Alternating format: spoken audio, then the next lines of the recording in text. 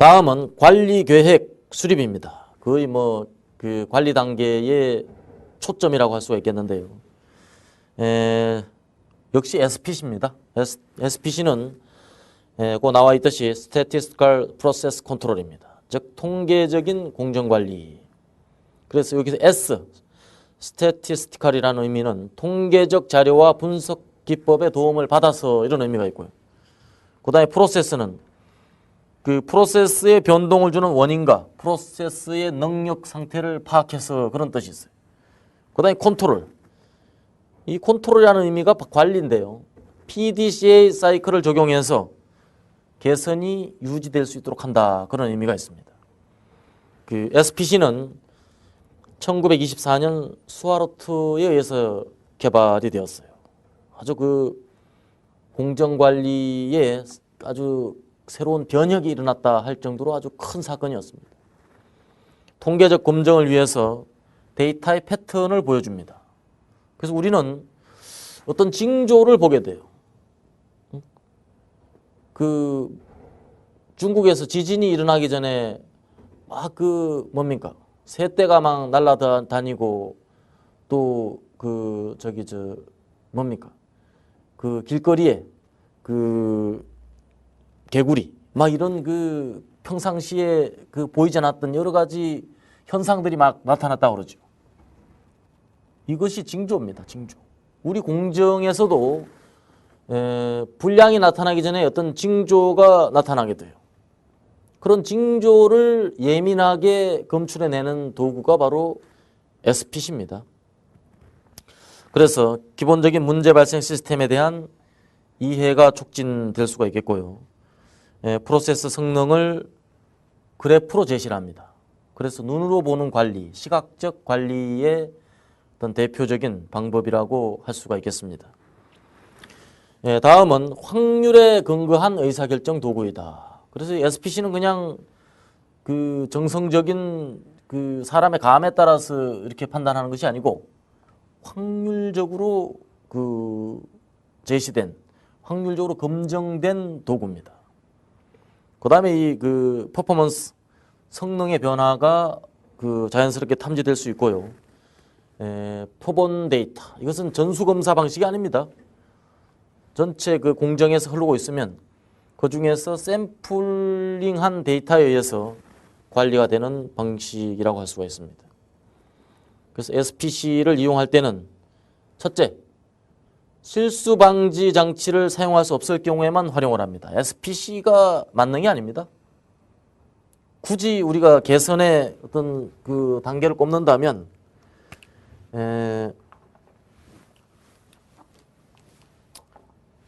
자, 제일 첫 번째 생각할 수 있는 게 자, SOP. SOP는 뭡니까? 스탠다드 오퍼레이팅 프로시저. 표준 작업 절차라고 할 수 있어요. 그 다음에 SPC. 그 다음에 그 통계적 공정관리 이후에 그 실수 방지법이라고 할 수 있어요. 흔히 미스테이크 프루핑 이렇게 이야기하죠. 그 다음에 흔히 관리의 방법은 이쪽으로 갈수록 엑셀런트한 방법입니다. 이쪽으로 갈수록 하책이에요. 요게 상책, 이게 하책입니다. 가장 좋은 상책은 없애버리는 거예요. 없애버리는 거예요. 없앴는데도 문제가 발생하지 않으면 이게 최고의 방법입니다. 가장 나쁜 방법, 자꾸 새로운 규칙을 만드는 것. 작업자한테 자, 이 일을 하기 전엔 장갑을 끼시오. 혹시 어쩌다 장갑 안 끼면 어떡할 겁니까? 사흘은 지켜지는데 나흘째 가서 지켜지지 않는 게 이게 SOP예요. 스탠다드 오퍼레이팅 프로시저. 이 작업을 하기 전에 반드시 주의를 하시오. 이것도 꼬박꼬박 지킨다는 보장이 없어요. 자꾸 뭔가 준수해야 될 거리만 만드는 것. 제일 나쁜 방식이에요. 그 다음에 통계적 공정관리. 이게 좋은 방법이긴 하지만 통계적 공정관리를 안 해도 될 수 있도록 공정을 만들어야 됩니다. 왜 어쩌면 안 할 수 있어요? 실수할 가능성이 없게 만드는 거. 실수방지법. 자동화하고도 연결이 됩니다. 요건 뭐 자동화가 주로 실수를 방지하는 데 좋은 그 대안이 됩니다. 그 다음에는 제거하는 것. 그래서 가능하면 관리할 것이 없게 만들어주는 게 프로젝트는 제일 잘하는 거예요. 근데 이제 그것은 그 정도로 완벽하게 실수 방지법이 채택이 되고 그 적용이 됐다고 할 때 문제고, 그렇지 않은데도 불구하고 관리할 게 없다면 그거는 그 직무유기입니다. 그것은 절대 그 관리 안 해서 문제가 발생 안 하면 좋지만 바로 문제가 발생이 됩니다. 그래서 그 입력 변수에 대한 관리, 출력 변수에 대한 관리, 이게 전반적으로 이게 SPC를 이야기하는 거예요. 그 다음에 이제 표준 작업 절차, 요 SOP를 말하는 겁니다. 이런 것들은 가장 하책에 속한다. 그러나 하책에 속한다고 해서 SPC가 덜 중요하다는 이야기는 아닙니다. 역시 모든 것을 실수방지법으로 전부 다 막을 수는 없기 때문에 역시 SPC를 통해서 관리해야 될 항목들은 필수적으로 발생하게 됩니다. SPC의 장점, 역시 입증된 테크닉입니다. 결함 방지에 효과적이고요. 불필요한 공정 조정을 방지하는 그런 효과를 가지고 있어요. 그 다음에 진단적인, 우리 공정을 보고 지금 우리 공정이 어디로 가고 있는가를 확인할 수 있게 해줍니다. 다음으로 공정 능력에 대한, SPC를 하다 보면 우리 공정 능력이 자동적으로 파악이 됩니다. 그 다음에 데이터의 유형에 관계없이 연속 데이터나 또는 이산적 데이터 모두 그 관리도를 적용할 수가 있습니다. 단점은 좀 기술적입니다. 그래서 공부를 좀 해야 돼요. 다음은 데이터를 정확하게 수집해야 됩니다. 말씀드린 바와 같이 쓰레기를 넣으면 쓰레기가 나옵니다. 보석 같은 데이터를 넣어야 보석 같은 결과가 나옵니다. 다음으로 평균, 범위, 산포 이런 것들이 계산이 되어져야 합니다. 그런데 이것은 최근에 와서는 더 이상 단점이라고 할 수 없어요. 왜냐? 그 여러 가지 그 소프트웨어들이 등장을 하면서 이제 관리도에서 이런 걸 계산하는 수고는 거의 없어졌습니다. 올바른 분석이 필요하겠고요. 패턴에 대한 그 해석, 또 여러 가지 대응이 필요합니다. 이것은 오히려 단점이라기보다는 그런 대응을 통해서 문제가 심각해지는 것을 조기에 검출한다. 이런 의미가 있기 때문에 오히려 우리가 장점으로 받아들여야 될 그런 항목이 될 수도 있겠습니다. 관리 계획의 필요성은 improve 단계부터 y는 fx라는 그런 함수 관계에 대해서 우리가 많이 이야기했죠. 여기서 우리가 함수를 결정을 했습니다. y의 그 최적 성과를 달성하기 위해서 x인자에 대한 운영 범위를 선정을 했습니다. 그것들에 대한 관리예요. 그래서 우리가 관리 단계에서는 크게 모니터링 계획서와 컨트롤 계획서가 필요한데요. 모니터링 계획서는 y에 대한 겁니다. 관찰할 수밖에 없는 거예요. 불량률, 이거는 모니터링밖에 할 수 없습니다. 관리할 수 있는 건 뭐예요? 온도, 압력 이런 것들은 관리할 수 있는 데이터입니다. 그래서 관찰만 할 수 있는 데이터, 그 다음에 관리를 통해서 Y를 향상시킬 수 있는 데이터, 그게 컨트롤 대상입니다. 그래서 컨트롤 단계에서는 X인자에 대해 설정된 그런 톨러런스가 적정한 범위인지 장기적으로 확인해 주게 됩니다. 프로젝트 이후에 지속적인 성과를 모니터링하는 그런 방법으로도 SPC가 상당히 유용하고 관리 계획에 그런 필요성이 있다고 하겠습니다. 그 다음은 문서화가 되겠는데요. 이런 관리 계획이나 이런 것들은 회사의 공식적인 문서로서 효력을 발생을 해야 됩니다. 그래서 담당자가 바뀌더라도 또 누가 오더라도 항상 그 규칙에 따라서 일하면 전혀 문제가 없는 그런 활동을 담보하는 것이 바로 문서화라고 할 수 있습니다. 그래서 문서화는 프로세스를 정의하는 것이 첫 번째입니다. 두 번째는 프로세스 관리 계획을 정의하게 됩니다. 세 번째는 관리 계획을 이행하는 데 있어서 중요한 요소를 확인시켜 줍니다. 그 다음에 네 번째 관리 계획서를 도입합니다. 그 다음에 다섯 번째는 관리 계획을 모니터링하기 위한 중요한 고려사항을 착안하게 합니다. 그 다음에 여섯 번째, 관리 가능한 프로세스를 제공하는 것의 중요성을 보여주게 됩니다. 이것이 문서화가 가지는 그런 효과가 되겠고요. 다음은 이제 그럼 이 관리 항목은 어떻게 정할 것인가?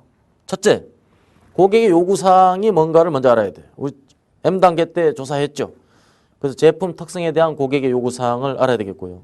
두 번째는 이러한 요구사항을 프로세스의 특성으로 변환시켜야 됩니다. 그래야 도대체 얼마만큼의 규격으로 관리해야 될지를 알아요. 그 다음은 제품의 특성에 어떤 영향을 미치는가를 이해해야 됩니다. 그 다음에 네 번째, 정부나 또 이해관계기관의 그 특성을 알아야 돼요. 그들의 요구사항도 수렴을 해야 됩니다. 그 다음에 마지막으로는 안전이나 환경에 대한 기준도 받아들여야 돼요. 이것을 고려해서 관리 항목을 설정을 해야 됩니다. 또 법적으로 필수적으로 관리하는 항목이 있어요. 수질, 환경 관련된 것은 법률에 명시된 그런 주기로 항상 측정하고 기록해서 데이터가 보관이 되어야 합니다. 자, 그럼 관리 포인트.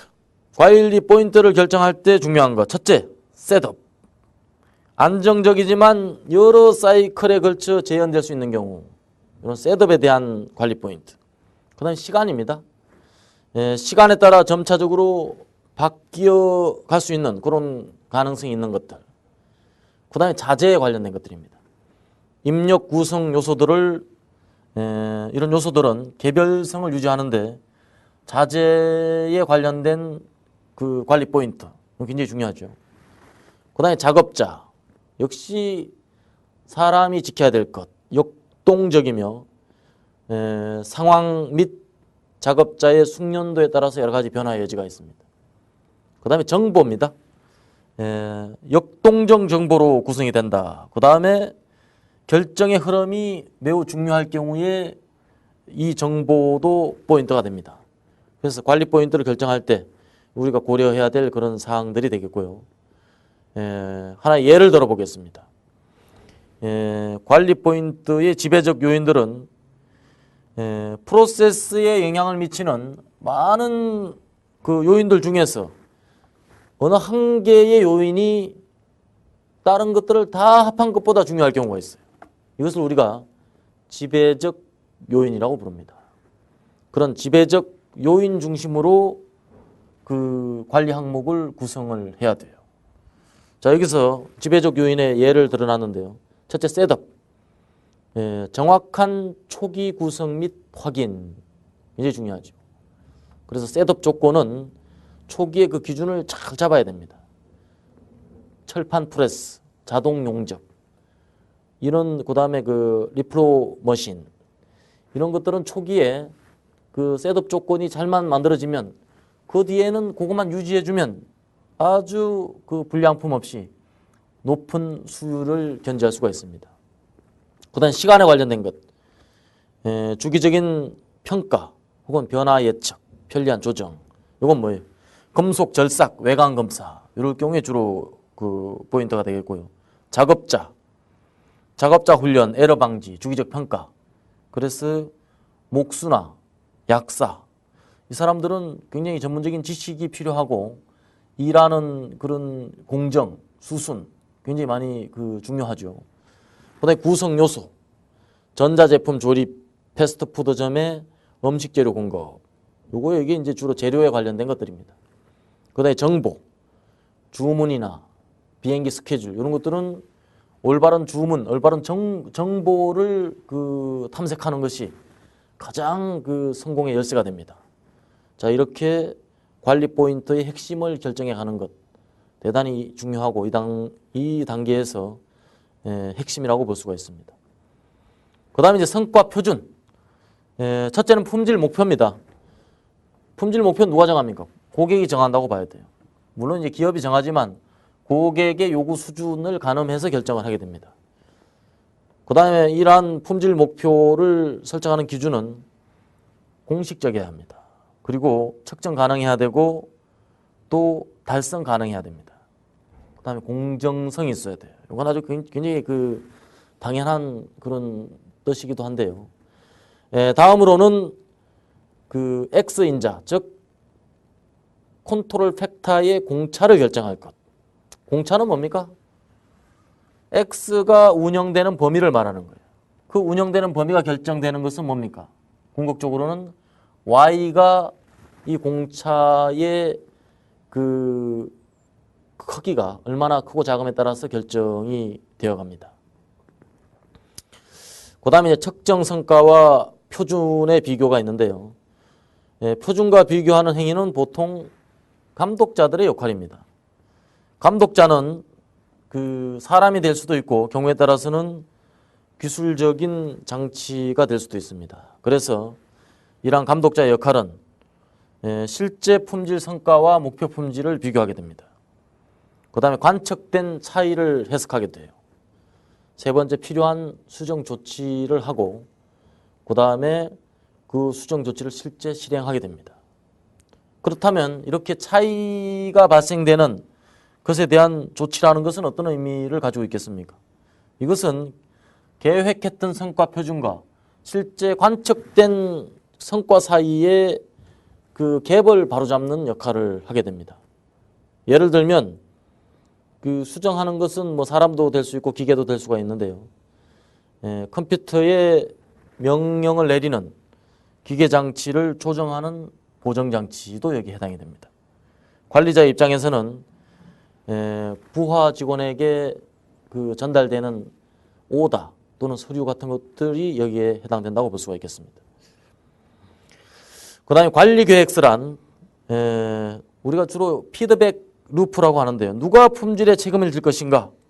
여기에 대한 답을 찾는 합리적인 방법을 제시하려는 것입니다. 의사결정자가 누구고 누가 수행하는 자인가? 그래서 관리계획서에 들어가야 될 여러 가지 내용들이 있는데요. 관리 목표, 측정 단위, 측정 빈도, 샘플 크기, 뭐 뒤에서 나온 예제를 통해서 다시 한번 살펴보도록 하겠습니다. 이러한 관리 계획서는 어디로부터 오는 것입니까? 이건 DMA 단계에서 프로세스 맵을 작성을 했죠. 그 다음 FMEA를 작성을 했습니다. 그 다음 CNE 다이어그램을 작성했어요. 여기에서 전부 다 관리 항목들이 전부 다 나오는 거예요. 그 다음에 바이탈 Q 나왔죠. 그 다음에 개선 활동에서 DOE를 통한 유의한 인자가 나왔습니다. 그 다음에 측정 시스템에서 요구사항이 나왔습니다. 이런 것들이 전부 관리 계획서에 담겨야 될 대상이라고 할 수가 있겠습니다. 다음 장 예제가 나와 있죠. 관리 대상은 무엇이고 스펙은 얼마고 측정 단위는 얼마고 측정 방법, 측정 주기, 기록 방법, 그 다음에 일치하지 않았을 때 액션. 자, 이와 같이 관리 계획서를 한 항목 한 항목 작성을 하게 됩니다. 그 관리 계획서 예는 한번 살펴보시기 바랍니다. 다음은 이제 표준화가 되겠는데요. 이런 것들을 전부 다 정비한 것이 표준입니다. 표준화에 화자가 붙은 것은 이것을 이행한다, 지킨다는 의미가 되어 있어요. 그래서 이런 표준화가 안 된다면 저마다 다른 방법으로 일을 진행하게 될 겁니다. 그래서 이 관리 단계에 모든 결과물들을 담아내는 일정한 형식, 패턴, 이것을 갖다 우리가 표준화라고 할 수가 있겠습니다. 이상 관리계획 수립학에 대해서 공부를 해보았습니다.